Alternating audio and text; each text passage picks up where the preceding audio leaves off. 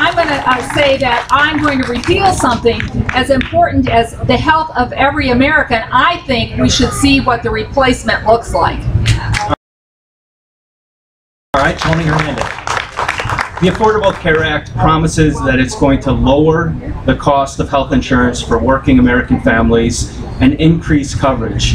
Both of these remain to be seen. And I disagree. There are other proposals out there about how to reform healthcare.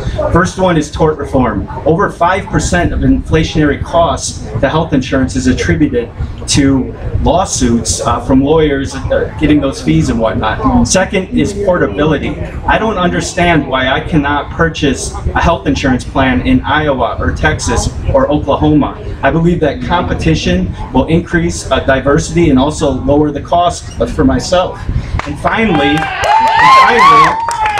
let's not forget that the Supreme Court ruled that the Affordable Care Act is nothing but a whole conglomerate of taxes. And these taxes are job killers. Right here in our own state, we have Medtronic and other employers that are talking about the hindrance that this is going to put on towards job creation. So there are alternatives out there. The problem is that the alternatives were smothered out of the debate.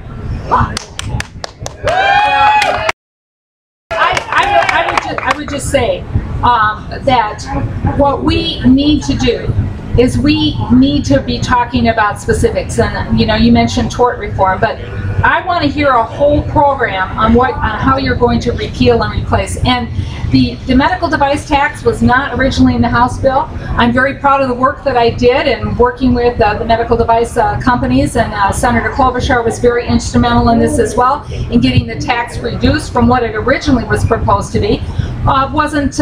You know, but when you have a piece of legislation, this is what compromise and finding that common ground about, folks, is. I wasn't excited about the medical device tax, but you know what?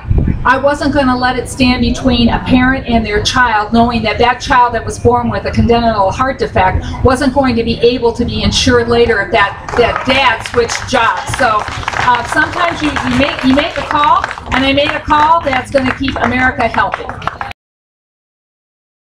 All right, let me give Steve Carlson a chance from the Independence Party. All right, what she's saying is not true. What they really want to do is to pass a single-payer system. Betty and 115 other Democrats, that's right, I'm sure there's support for that. Betty and 115 other Democrats filed that in 2010.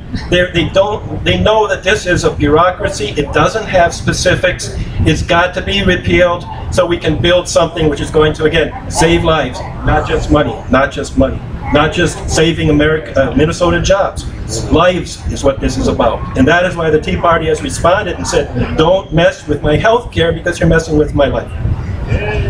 Well, I'm just gonna say something for the record. I'm here, so if you have a question on what my motives or my reason for voting on something, please ask me, and just don't assume you know what it is. All right, Tony Hernandez, one last word on this. One last point about how Congress has been doing business. I am against this idea of these enormous omnibus bills where they have some good things and then some bad things, and then you have to take away this and take away that. I've already stated that I agree with this idea that people who have pre-existing conditions should not be denied health care. That's a very smart piece of legislation that could be accomplished in one particular bill. Now you have these other taxes, and you have these other regulations, and you have these other massive growths of government that don't necessarily make sense. So as your congressman, I will not sign on to these omnibus bills if I agree even with one little iota of that particular piece of legislation.